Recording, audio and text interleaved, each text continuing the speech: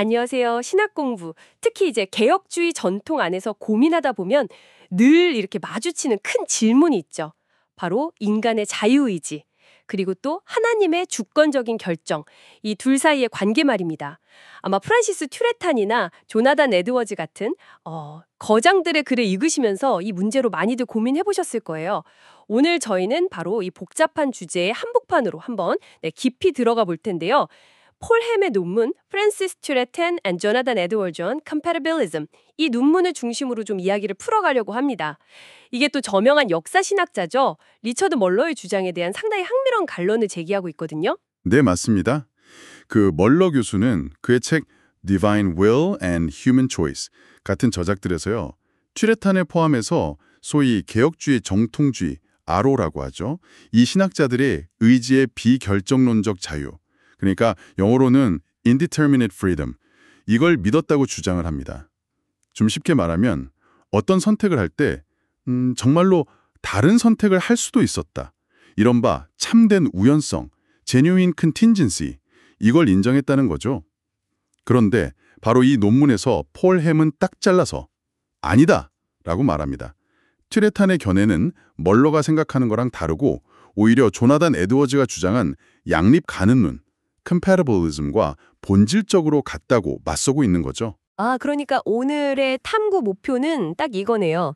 햄의 주장을 우리가 면밀히 한번 따라가 보면서 과연 튜레탄이 이해한 자유가 에드워즈처럼 하나님의 결정과 양립 가능한 것인지, 아니면 멀로의 주장처럼 비결정론적인 요소, 그러니까 그 참된 우연성을 포함하는 것인지 그 핵심 논점을 파악하는 거군요. 네, 양립 가능론, 비결정론 이런 개념들 좀 염두에 두시고요. 또 웨스트민스터 신앙고백서 9절 같은 부분들 떠올리시면 훨씬 더 재밌을 겁니다. 자, 그럼 멀러와 햄의 이 흥미진진한 논쟁 속으로 들어가 볼까요? 네, 먼저 멀로의 주장을 햄의 논문을 통해서 좀 재구성해 보겠습니다. 햄에 따르면요, 멀로는 개혁주의 정통주의자들이 참된 우연성 혹은 다중 잠재력, 이걸 받아들였다고 봅니다. 이게 뭐냐면 어떤 행위를 선택한 바로 그 순간에도 다른 행위를 할 수 있는 가능성이 실제로 남아 있었다는 생각입니다. 그러니까 선택이 필연적이지 않았다는 거죠. 근데 멀로는 왜 그렇게 봤을까요? 햄의 설명을 들어보면 멀로는 양립 가능론이라는 것 자체를요, 홉스나 로크 같은 근대 계몽주의 사상가들의 영향으로 생겨난 약간 좀 기계론적인 개념으로 보는 경향이 있는 것 같아요. 그래서 에드워즈는 이런 근대 사상의 영향을 받았기 때문에 양립 가능론자가 되었고, 그 이전에 튜레탄 같은 정통주의자들은 아리스토텔레스나 스콜라 철학의 영향을 받아서 비결정론적 자유를 주장했다. 이렇게 딱 구분하는 거죠. 맞습니다. 멀러가 제시하는 중요한 근거 중 하나가 뭐냐면 그 개혁주의 정통주의자들이 모순의 자유와 반대의 자유를 인정했다는 점이에요. 모순의 자유는 라틴어로는 liberty of contramission인데 어떤 행위 A를 하거나 하지 않을 자유, A or not A를 말하고요. 반대의 자유, 즉 liberty of contrariety는 서로 다른 두 가지 행위 A 또는 B 중에서 선택할 자유를 의미하죠. 멀러는 바로 이 자유 개념들이야말로 선택의 순간에 실제적인 대안 가능성이 열려 있었다는 증거다. 즉 비양립 가능론적 자유의 증거다. 이렇게 해석하는 겁니다. 자, 이제 햄의 반론 차례인데요. 햄은 이런 멀러의 해석이 튜레탄을 제대로 읽지 못한 결과라고 상당히 강하게 주장을 하네요. 햄의 핵심 논지는 딱 이거 같아요. 튜레탄의 자유의지론은 근본적으로 양립 가능론적이다. 그리고 에드워즈의 견해와 놀랍도록 일치한다. 그래서 멀러가 말하는 그런 참된 우연성이나 다중 잠재력 같은 건 튜레탄 사상에는 발붙일 곳이 없다. 뭐 이런 거죠. 한마디로 멀러가 그린 튜레탄과 에드워즈 사이의 단절, 이거 잘못됐다는 겁니다. 그렇죠. 그럼 이제 햄이 어떻게 자기 주장을 펼치는지 구체적으로 한번 들여다보겠습니다. 첫 번째 논증은요, 자유와 무차별성, 영어로는 indifference, 라틴어로는 indifferentia라고 하죠. 여기에 대한 슈레탄의 견해를 분석하는 겁니다. 햄은 슈레탄의 주저, 변증신학 강요, Institutes of Electic Theology, 특히 자유의지를 다루는 제10주제 제10문을 아주 집중적으로 파고듭니다. 햄에 따르면요, 슈레탄에게 있어서 자유는 단순히 의지가 이쪽으로도 저쪽으로도 기울지 않은 그런 무차별적인 상태에 있는 게 아니에요. 오히려 자유는 지성과 의지가 결합된 활동, 즉 이성적 자발성, rational spontaneity, 혹은 이성적 의욕, rational willingness, 여기에 있다는 겁니다. 휴레타는 이걸 라틴어로 루벤티시아 라이셔니스라는 표현으로 설명하는데요. 아, 루벤티시아 레이셔니스. 그게 무슨 뜻이죠? 이성적 자발성? 네, 말 그대로 이성의 기꺼움, 뭐 이런 뜻입니다. 그러니까 자유로운 행위라는 건 강요되지 않은 자발적인 것이면서 동시에 이성, 즉 지성의 판단을 기꺼이 따른다는 의미를 담고 있는 거죠. 여기서 햄이 주목하는 슈르탄의 아주 중요한 구분이 나오네요. 바로 무차별성, 인디프런티아를 두 가지 의미로 나누는 거예요. 인센수 디비소 그리고 인센수 콤보시토. 햄은 슈레탄이 전자는 인정했지만 후자는 단호하게 거부했다 이렇게 지적하는데요. 네, 정확합니다. 인센수 디비조, 즉 분리된 의미에서의 무차별성은요, 의지가 본질적으로 지성의 다양한 판단들을 따를 수 있는 능력, 그러니까 기본적인 유연성을 의미해요. 예를 들어 지성이 A가 좋다고 판단하면 의지는 A를 향할 수 있고, 만약 지성이 B가 좋다고 판단했다면 B를 향할 수 있는 그런 근본적인 능력 말이죠. 이건 뭐 웨스민스터 신앙고백서 9장 1절에서 말하는 인간 의지의 본성적 자유와도 연결해 볼 수 있는 개념입니다. 그렇군요. 하지만 튜레탄이 강력하게 반대한 것은 바로 인센수 컴포시토, 결합된 의미에서의 무차별성이라고 하셨죠. 이게 왜 그렇게 결정적으로 중요할까요? 이게 아주 결정적인 지점인데요. 왜냐하면 이 인센스 컴포시토에서의 무차별성이 바로 멀러가 말하는 비결정론적 자유의 핵심이기 때문입니다. 이 견해는 당시 예수회나 아르미니우스주의자들이 주장했던 건데, 행동에 필요한 모든 조건들, 예를 들면 뭐 하나님의 작정이라든지 지성의 최종적인 판단 같은 것들, 이게 다 갖춰진 바로 그 순간에도 의지가 여전히 결정되지 않고 남아있어서 A를 할 수도 안 할 수도 있다는 생각이에요. 아, 그러니까 모든 게 다 결정됐다고 생각하는 그 순간에도 다른 선택지가 열려 있다는. 그렇죠. 퓨레타는 이런 생각에 대해서 아주 분명하게 선을 긋습니다. 이것은 우리의 반대자들이 주장하는 바다. 우리는 그것을 부정한다. 이렇게요. 즉, 지성이 최종 판단을 내리면 의지는 그 판단을 따른다는 것이지 그 순간에 다른 선택지가 여전히 열려있는 상태는 아니라는 겁니다. 이게 핵심이에요. 와, 그렇군요. 그러니까 튜레탄이 모순의 자유, A냐, not A냐, 나 반대의 자유, A냐, B냐 이런 거를 언급하긴 하지만 그건 지성의 최종 판단이 내려지기 전 단계에서의 어떤 가능성을 말하는 것이지, 일단 지성이 이게 최선이다 라고 딱 판단한 후에는 의지가 그 판단에서 벗어나서 다른 걸 선택할 수 있는 자유, 그런 의미는 아니라는 거군요. 바로 그 점입니다. 햄이 그걸 강조하는 거죠. 튜레탄에게 자유로운 선택이란 결국 지성이 가장 선하다고 판단한 것을 의지가 기꺼이 따르는 그 루벤치아의 과정이지, 지성의 판단과는 상관없이 의지 자체가 양쪽 가능성을 동시에 쥐고 막 흔드는 그런 개념이 아니라는 겁니다. 와, 정말 흥미로운 해석인데요.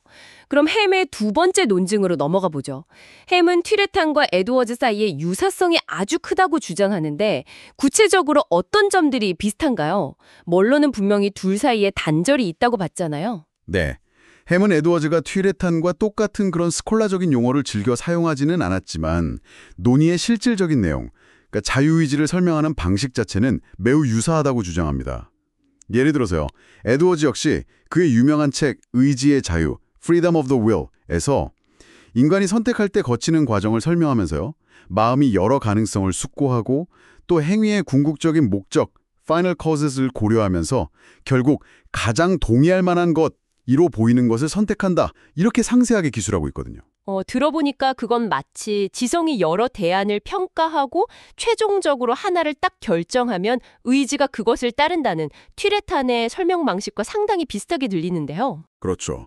그리고 더 나아가서 햄은요. 멀러가 비결정론의 증거라고 봤던 모순의 자유나 반대의 자유 같은 개념들을 에드워즈 역시 사용하고 있다는 점을 지적해요. 에드워즈도 선택하고 거절하는 것, choosing refusing이라든지 다른 것보다 하나를 선택하는 것, choosing one thing rather than another 같은 표현을 쓰거든요. 이게 각각 모순의 자유와 반대의 자유에 해당한다는 거죠. 잠깐만요. 그럼 에드워즈도 그런 자유의 종류를 언급했다면 멀러 주장대로 그게 비결정론을 의미하는 거 아닌가요? 햄은 이걸 어떻게 설명하죠? 좀 헷갈리는데요? 바로 그게 햄의 반론의 묘미입니다. 햄은 이렇게 말하는 거죠. 보세요. 대표적인 양립 가능론자인 에드워즈도 똑같은 자유의 종류를 언급하지 않습니까? 그러니까 이런 용어를 사용했다는 사실 자체가 그 사람이 비양립 가능론자라는 증거는 될 수 없습니다. 이렇게요. 중요한 건 그 용어를 어떤 맥락에서 또 어떤 의미로 사용했느냐는 거죠. 에드워즈는 이런 자유들이 결국 마음이 가장 동의할 만한 것에 의해서 필연적으로 결정되는 과정 속에서 발현된다고 봤거든요. 이건 양립 가능론과 완벽하게 들어맞습니다. 아하, 그렇군요. 그러니까 용어는 비슷하게 썼을지 몰라도 그 용어가 작동하는 전차적인 틀, 그 프레임워크가 튜레탄과 에드워즈 모두 양립 가능론적이라는 거군요. 와, 이건 정말 흥미로운 연결고리인데요? 네, 그리고 이 유사성을 더 강력하게 뒷받침하는 또 하나의 흥미로운 증거가 있습니다. 햄에 따르면요, 튜레탄과 에드워즈는 하나님의 자유, 그리고 죄를 지울 수 없는 그리스도의 자유, 즉 임페커빌리티라고 하죠. 그리고 천국 성도들의 자유를 설명할 때 놀랍도록 유사한 논증 구조를 사용한다는 겁니다. 이들은 모두 그 거룩한 본성, 네이처 때문에 필연적으로 선만을 행하지만 동시에 그 누구보다 완전하고 자유롭게 선을 행한다. 이렇게 설명하거든요. 와, 그 점은 정말 중요해 보입니다. 만약에 자유가 반드시 다른 것을 할 수도 있는 가능성, 그러니까 비결정성을 요구한다면 하나님이나 천국의 성도는 자유롭지 못하다는 그런 이상한 결론에 이를 수도 있으니까요. 하지만 튜레탄과 에드워즈는 모두 필연성과 자유가 양립 가능하다 이렇게 본 거군요. 정확합니다. 악을 행할 가능성이 전혀 없지만 가장 완전하게 자유로운 존재. 이것이 바로 양립 가능론적 자유의 아주 핵심적인 예시가 될 수 있는 거죠. 그리고 이건 자유가 반드시 무차별성이나 절대적인 대안 가능성을 필요로 한다는 생각을 정면으로 반박하는 아주 강력한 논증이 됩니다. 네, 이제 햄의 세 번째 논증으로 가보죠. 멀러가 주장했던 그 다중잠재력, 멀티포텐셜 개념에 대한 직접적인 비판인데요. 여기가 논쟁의 가장 첨예한 지점인 것 같습니다. 네, 그렇습니다. 멀러는 튜레탄 같은 아로 신학자들이 어떤 선택, 예를 들어서 A를 실제로 행한 후에도 액투스 세컨두스라고 표현하는데요. 실현되지 않은 다른 잠재력, 즉 A를 하지 않거나 또는 B를 할 수 있었던 그 잠재력이 여전히 의지 안에 동시에 남아있다고 믿었다고 주장합니다. 쉽게 말해 내가 A를 선택한 바로 그 순간에도 B를 선택할 수 있었던 능력이 사라지지 않고 그대로 내 안에 남아있다는 생각이죠. 햄은 이 다중 잠재력 주장을 어떻게 비판하나요? 햄은 여러 각도에서 이 주장을 좀 파고듭니다. 첫째는요, 텍스트적 증거가 없다는 겁니다. 햄은 튜레탄의 그 방대한 저작 어디에서도 선택이 이루어진 후에도 이런 식의 내재하는 근원적 잠재력, resident root potency가 남아있다는 명시적인 진술이나 암시를 찾을 수가 없다고 지적해요. 오히려 햄은 멀러 자신이 이 부분을 설명할 때 주장컨대 arguably 라거나 내 생각에는 그가 또한 가정한다. I think he also assumes 와 같은 약간 추측성 표현을 사용하고 있다는 점을 날카롭게 꼬집습니다. 근거가 부족하다는 거군요. 둘째는 개념 자체의 문제점을 지적하는 것 같고요. 어떤 잠재력이 이미 현실화되었는데 어떻게 그게 여전히 실현되지 않은 잠재력으로 남아있을 수 있느냐, 이런 거죠. 맞습니다. 햄은 이 개념 자체가 너무 모호하고 심지어 논리적으로 좀 이상하다고 비판합니다. 그 유명한 비유가 여기서 나오죠.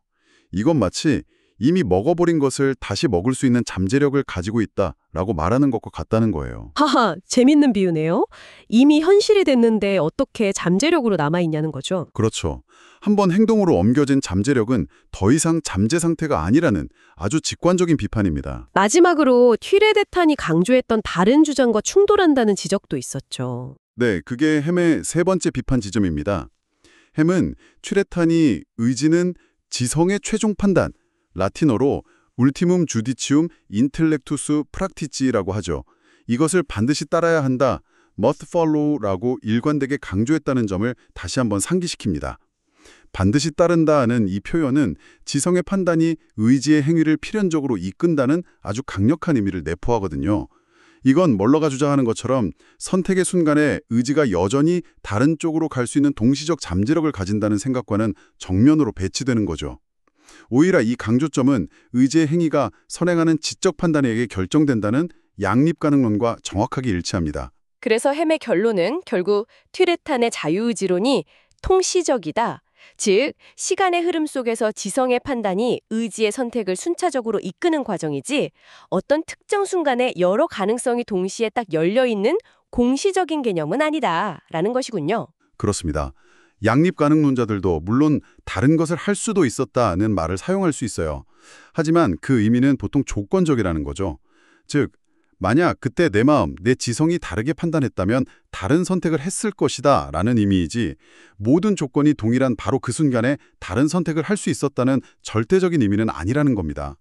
이것이 멀러가 말하는 첨단 우연성과의 결정적인 차이점이죠. 자, 여기까지 햄이 멀러의 주장을 어떻게 반박하는지 정말 자세히 살펴봤습니다.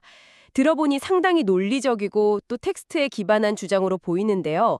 햄의 논증이 갖는 강점을 좀 더 명확하게 정리해 볼 수 있을까요? 네, 햄의 주장이 가진 강점 크게 한 3가지 정도로 요약해 볼 수 있을 것 같습니다. 첫째는 앞서 계속 확인했듯이 탄탄한 텍스트 분석입니다. 햄은 튀레탄의 변증신학 강요 원문을 직접 인용하고 그 의미를 아주 세밀하게 분석하면서 자기 주장을 뒷받침하죠. 특히 자유의지, 지성의지 관계, 또 그 무차별성, 인디퍼렌시아에 대한 튀레탄의 구체적인 설명들을 근거로 제시합니다. 그냥 단순한 주장이 아니라 문헌에 깊이 뿌리내리고 있다는 그런 인상을 확실히 줍니다. 둘째는 개념적 명료성이에요.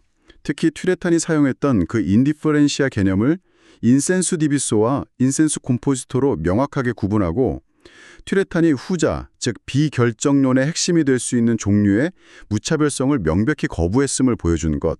이게 아주 효과적입니다. 이건 멀러의 해석에 대한 직접적이고 강력한 도전이죠.